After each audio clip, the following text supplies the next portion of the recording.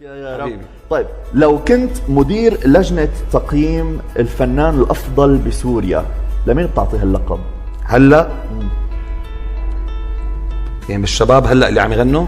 السؤال بدي ارجع كصوت يا لو كنت مدير لجنة لتقييم الفنان الأفضل بسوريا لمين بتعطي هالجائزة أو هاللقب؟ تمام فهمت عليك. حاليا خلينا نختار اثنين، شاب وصبية.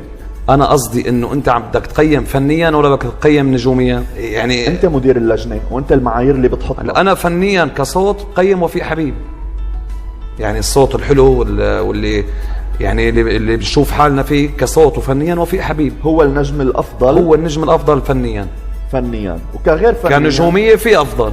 مثل في عندك ناصيف زيتون، في عندك حسين الديك، عندك علي الديك. يعني كنجوميا نحن عم نحكي سبقوه يعني بمراحل. حسام منحاز انت باجوبتك هي حاليا يعني ما بنحاز لحدا، شخصيه بتربطك بينك وبين الفنانين اللي ذكرتهم كرمال هيك صنعتهم؟ والله كلهم اصحابي. هلا ليك كان في يمكن اذا بقول لك من سنتين كان في شويه حساسيه بتجي بين كل اولاد وسط واحد.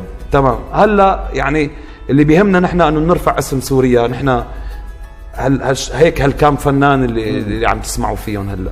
طيب لو كنت يا رب